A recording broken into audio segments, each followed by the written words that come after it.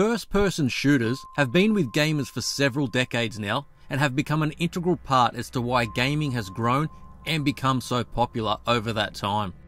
From their humble beginnings with the original Doom and Doom 2, to Wolfenstein 3D and the incredible Half-Life, to more modern-day first-person shooters such as Call of Duty or Battlefield. Each offers something different, but when it comes to the Metro series of games, based upon the Metro novels, these stray from the multiplayer-focused shooters of today and instead focus on giving gamers a strong single-player, story-driven, first-person shooter. It succeeds where so many others fail. This is Max Power, and thanks for checking out the video. I'm trying to grow this channel, so it's much appreciated if you could comment down below or share it. And of course, smack that subscribe button as I try to reach 1,000 subs. And make sure to head on over to ROANOKE Gaming's channels, where he will have Metro lore videos, and I'll link them down in the description. Make sure you sub to his channel, as he has a lot of lore videos about many different types of games. So make sure you check them out.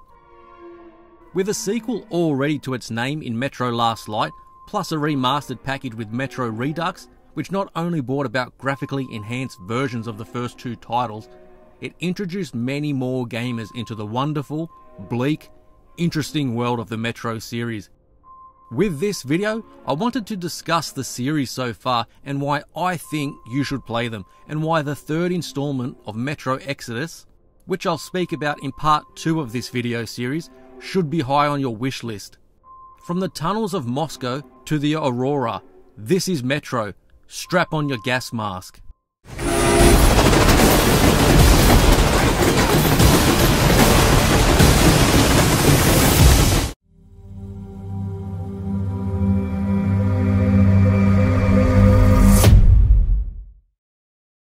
Metro 2033 introduced gamers to the harsh, post-nuclear environment the world was plunged into. With it taking place in Moscow, the survivors head down into the metro of the city, where settlements are set up at the different stations. The tunnels become the new home in this new world. Metro 2033 plays similarly to other first-person shooters, but it's the story, setting and the atmosphere of the game that all come together in order to bring this world to life. Players take the role of Artyom, a survivor of the nuclear war, and it's up to you to venture out from the somewhat safe confines of the station in order to explore much further into the tunnels and out into the open world. It is in the outside world where the bleakness really hits the player. The below freezing conditions, the hostile enemies and mutants that call this wasteland home. An environment where humans aren't meant to survive, as they are, and it's that reason why the gas mask plays such a vital role, allowing Artyom to carry out his mission. Players need to supply the gas mask with fresh filters to keep it working, as well as not getting it damaged. It's this gameplay element that further adds to the atmosphere and the dangers that exist in this new world. And without giving too much of the story away, Metro thrusts the player into an intriguing storyline, and one where you want to know what happens next. You want the questions it presents answered. The tunnel system of the Metro, which links the stations together, are all dark and dangerous, and along the way, players will come across hostile human enemies, but the humans aren't the only enemies in the game. Apart from being a first-person shooter, Metro 2033 and the series includes elements of survival horror, and the latter manifests itself in the many mutants which now inhabit this post-nuclear world.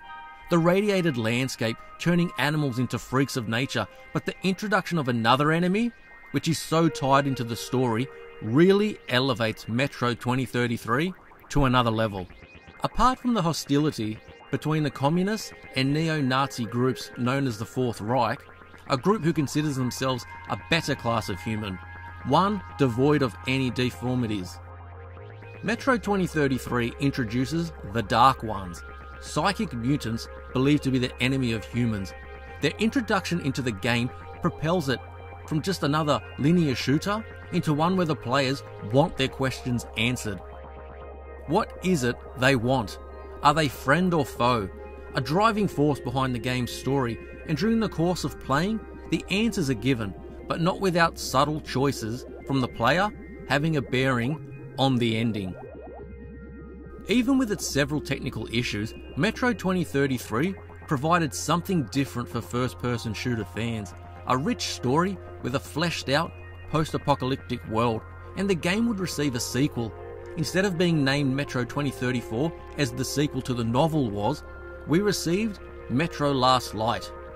Metro 2034 was also a direct sequel to the original book, whereas Last Light continues the story of Artyom, a year after the events of Metro 2033. Last Light introduces several new characters, with the Fourth Reich and Red Line factions also making an appearance. And when a facility is deemed to be important and of great value, the different factions make their way towards it in an attempt to seize control of it, but which is occupied already by the Rangers. We continue to play as Artyom, who is also a Ranger in this, in the sequel, and once again, the mysterious beings known as the Dark Ones are a major part of the game. Artyom begins to see images in his head regarding these beings, as they try to communicate with him in an effort to show their true intent. Simply put, Metro Last Light took everything I enjoyed about the first game and took it to the next level.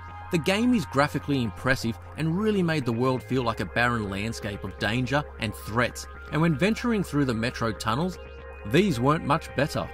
The atmosphere just drips off the game, and with another intriguing story, I can't help but be impressed with what this game achieves in gaming when the majority of first-person shooters are seen as mostly multiplayer games. The Metro series stands almost on its own in trying to deliver an enjoyable gameplay experience, adhere to the feel of the source material and do it justice, plus also expand on it and what serves a video game. Metro often reminds me of Half-Life. Different games, but two first-person shooters that completely focus on a story and narrative that pulls the player in. The world of Metro 2033 and Last Light may no longer have their best days in front of them, but when it comes to this series, the next game in Metro Exodus is sure to expand on what makes this series great, whilst retaining the atmosphere and feel that these games are known for. What did you think of the Metro games, and will you be buying Metro Exodus?